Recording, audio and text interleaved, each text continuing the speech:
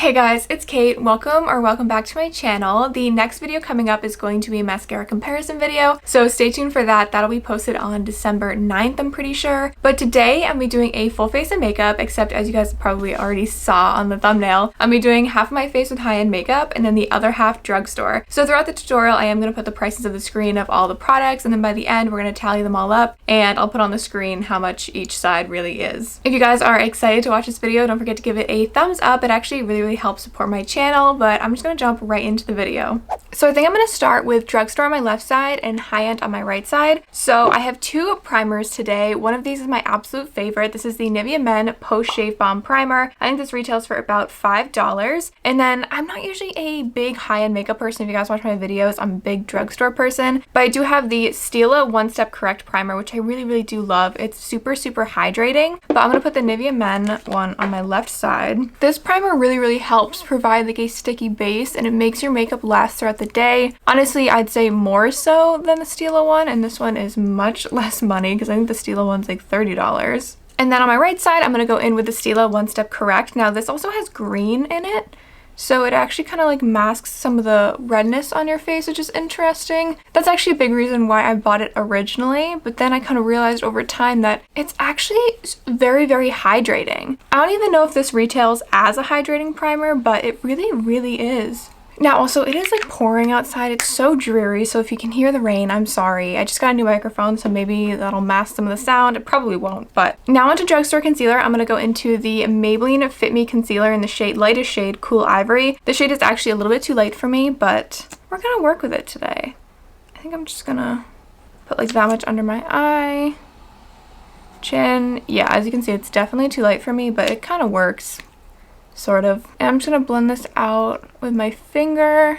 Guys, I promise, like once I put powder on and like everything else goes on the rest of my face, like it really does like blend right in. I should definitely get a shade up. At the store, like this just looked right for me. This is just such a great concealer. It has like light to medium coverage. I'm just gonna blend out my under eyes.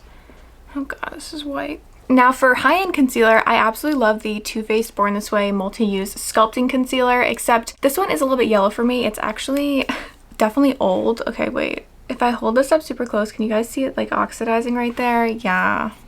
I definitely need to stop using this. There's so much product left and I don't want to, you know, waste it. But this will probably be the last time I use it because it has gotten a bit orange. Do you see that? Yeah, so both of the sides of my face are going to be a little bit different colors, but I think the powder and everything will kind of make it look more normal, hopefully. I'm just going to blend this out with my finger. I've tried so many high-end concealers. Like I even have the Tarte Shape Tape, which I probably should have used because that color is actually normal on me. I really do like the Tarte Shape Tape. It's super similar to this Too Faced concealer, but the only difference is that with the Too Faced concealer, you get 0.5 fluid ounces, so half an ounce of product with this, and you just get a lot more product with the Too Faced one. That's why I always just gravitate towards this one, but the Tarte Shape Tape is very good. This concealer though definitely does have more coverage than the Maybelline Fit Me concealer, but they are very similar where like they blend out super duper easily, and I've also been using both of these for like 4 years probably. Now onto powder, I have one very high-end one, Chanel of course, and then a very low-end one, which I absolutely love. This is the Maybelline Fit Me Loose Finishing Powder. Yes, I know the packaging is like super duper messy. The powder gets everywhere. It's so annoying, but this is definitely my go-to loose powder from the drugstore, and honestly, the Laura Mercier powder, hold on, I'm gonna get this on my Morphe sponge, and I'm gonna set, oh god, the Maybelline Fit Me concealer. I'm gonna do kind of a heavier set today, I think. But the Laura Mercier powder, which is like $40, is for sure the best powder I have ever tried. But this is the best dupe of it from the drugstore, I would say. But I don't have the Laura Mercier one right now. I only have the Chanel one. So I'm just gonna go in and set my under eye. Now this is the Chanel, I don't even know how to say it, Porter Universe something Libre. It's just their like translucent powder, but I have mine in the shade 20 Claire, which is too dark for me. Oh my god, that's kind of funny. The high-end side is going to have a lot more orange tones to it because most of the products I have high-end that are a little bit too dark for me. Set this. Yeah, see how this has more of like an orange tone? But both these powders are actually very similar. I'd say the Chanel one just looks a little bit more natural on the skin. So I am just going to go in with my Sigma F35 and just kind of wipe all of this away. Wow, look how yellow. That is so yellow. Oh my god. So today we're going to be going into two like contour shades, and they're just going to act as my bronzer too. I'm not going to go into a separate bronzer. So the first Drugstore one is the NYX blush in the shade Taupe. I've talked to you guys about this before. This is supposed to be a blush, but it's really the perfect like cool tone contour shade. I literally love it, and it's like $5. I just like to go along that line and then I work it up towards more of the back. See, also when I have a lighter concealer, it just the bronzer or contour like shows up a lot better and just like looks nicer, I feel like. And I'm gonna bring this up to my forehead. And then I'm gonna go under the jawline briefly, and then really lightly just down the side of the nose, and then under the lip a tiny bit right there. Now for the high-end version, this actually I got at Marshall's, guys, for $14, but we're gonna pretend I didn't for the purpose of this video. This is the 𝐏𝐻𝐿 sculpting powder in the shade Light. So this normally retails for like what, $50 or something insane like that, and I got this at Marshall's for $15. And I don't think I've used this on my channel yet, maybe once. Oh, it's just, oh my god, if you have like pale skin, this is literally a perfect contour shade. Like, it's just so cool and light and perfect. You can see the difference. Like, this one is a little bit warmer, a tiny bit warmer. This one's a little bit cooler, but it's just beautiful. I'm gonna put some under my jawline, lip. I'm gonna bring it up to my forehead, and I'm gonna bring a little bit down my nose. But it's definitely one of those shades, it's like it's not going to show up unless you have very pale skin, so only buy this if you are fair. But now onto blush. So from the Drugstore, I have the Milani Baked Powder Blush, which if you guys are into makeup, you probably know of this. I have mine in the shade Berry More. It's literally beautiful. The Milani blushes are just so pretty. They're just a staple. Everybody loves them. They aren't the cheapest blush from the Drugstore. Like, I'm pretty sure these are probably around like $10 or something, but they really are worth it. They're just so pretty. Everyone, you know, loves the shade Luminoso. I'm gonna focus this on the kind of ends of my cheeks and go up. Now for a high-end blush, I really do like the NARS blushes. I have mine, oh my god, in the shade Dulce Vita, and it comes with a big mirror too, so you know, it makes me feel better about spending the money. But it's just kind of like a mauve pink shade, and these honestly last so long. Like, there's a lot of product and you're not really gonna reach into it all the time, but it is just like, oh, it's so pretty. But these blushes are so expensive too. See how, oh my god, it's just so pretty on the skin. This one's definitely a little bit more pink though than the Milani one. The Milani one has more of like a coral tone to it. The different shades of my face is like concerning. I am so yellow. Now for highlighter, these are very similar shades. So for Drugstore, I have the ColourPop Super Shock Cheek in the shade Flexitarian. Here's the shade right there. I am going to do a swatch of both of these. Now the consistency is much different. If you guys have ever tried ColourPop, you know that their consistency is very like creamy. It's weird. It's like buttery, creamy shades. But the high-end one is the Ofra x Nikkie Tutorials Glazed Donut Highlighter. I literally love this so much. But this is more like a normal powder highlighter. Here are the swatches right here. So this is the ColourPop one on top, and then the Nikkie Tutorial one is right there. As you can see, the Nikkie Tutorials one is a little bit more pearl. ColourPop is a little bit more like of that cream shade. But we're first going to go in with the ColourPop one on the Drugstore side. See, it really is very pretty. I think my thing with ColourPop is just the texture is so weird to me. It's got this like bouncy blush. You know, like the Maybelline bouncy blushes? Like, it's kind of like that. It's got this weird like feeling to it. And so it's kind of like weird when you put it on the skin. And I feel like I don't like the way it looks as much as like normal powder highlights. But it's still very pretty, and it's very similar. I think what I'm also going to do is go in with my Sigma E57 flat shader brush. And I'm going to take this and put this under my brow bone like that. And put it in my inner corner. Ooh, wait. I've never used this in my inner corner before, and oh my god, holy crap. Okay, that's very pigmented. But you guys know, my favorite highlighter is the Ofra and Nikkie Tutorials one.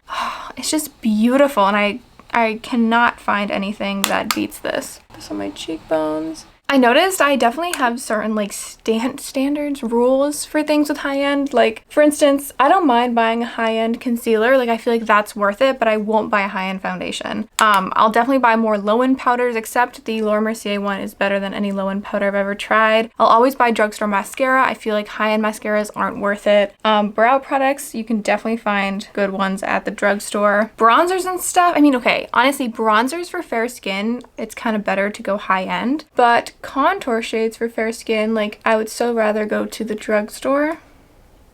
Okay, these are products that are actual dupes and I am so excited about this. So first of all, we have the Essence The Eyebrow Pen. I got mine in the shade Blonde and I'll show you. There's the applicator. It has it like 3-prong highlighter, what am I saying? Applicator. Now for this is like the new Benefit Brow Micro Filling Pen. I have also mine in the shade Blonde. I'll show you the tip of this one too. Do you see that? It's literally identical. I did an awful job of swatching that, but the Benefit one's down here. It has more of like a cooler tone, but as you can see, you can't really see the like brow hairs as much. The Essence one's up here, it's more warm, but you can definitely like see those like that like brow hair effect. So honestly, I kind of prefer the Essence applicator over the Benefit one because you can get those brow hairs. I prefer the Benefit color though on me. Okay, so I'm gonna take the Essence eyebrow pen and what I'm gonna do is start flicking this up, just kind of like in those like sparse areas sort of. And I'm gonna kind of follow the arch down. You guys know me, I don't really go in depth when I do my eyebrows because it's super simple. I literally just quickly fill them in literally a minute and then I'm done. So I don't really have like a good eyebrow tutorial or anything because it's just so simple. And then I always go in with my Maybelline Great Lash. I've been using this for years, but it doesn't cement your brows in place completely. Like, it's only $5 and it is meant to be like a clear mascara anyways. But, you know, it does enough where I like it and I keep using it. And so far, it's the best one I've found from the drugstore. But I know someone recommended the e.l.f. Clear Brow Gel, which I've heard great things about. So I ordered that and I am going to try that. Now for the Benefit pen, which they are just so similar. I'm going to do the same thing where I kind of go up. The formulas honestly are very similar. They're both kind of wet. And I actually ran out of my high-end clear brow gel right before this video, of course. I usually use the Anastasia Clear Brow Gel, which really does cement your eyebrows in place. I can't speak, but I'm just going to use the Great Lash on my high-end side. Shh, don't tell anybody, because I don't have a high-end brow thing right now. Now for setting spray, honestly, I feel like from the drugstore, there aren't like really that good of setting sprays that are really affordable. But recently I've been using the e.l.f. Stale Night Micro Fine Setting Spray. This is like micro fine. Like I'd say it's even finer than the Morphe setting spray, which that one is so good. The Morphe setting spray is probably the best I've ever tried. I'm gonna hold up this palette to my face and spray this on the drugstore side. And then for the high-end side, I've always used the Skindinavia setting spray, the oil control one. It's just you get more bang for your buck. That's why I don't always buy the Morphe ones. The Morphe Continuous Setting Mist, guys, runs out so fast. Like, it's $16 and it runs out, I'd swear, in like a few weeks, whereas this one will last me like nearly a year. Okay. Now for lip products, these are definitely pretty much dupes of each other. So we have the Kylie Cosmetics lip gloss in the shade Snatched. As you can see, literally like the bottles and everything are just so similar. And then we have the ColourPop Luxe Gloss, in the shade Overnight. So the Kylie one is a little bit more mauve and this one is a little bit more like corally. It's just these formulas are very similar. The Kylie one is a little bit more opaque, I'd say, but this was like $18 and I'd rather just buy the ColourPop ones, to be honest. Even the applicators are similar. This is the Kylie one, this is the ColourPop one. So I'm gonna start with the ColourPop one on this side. Okay, yeah. This one is a lot more coral.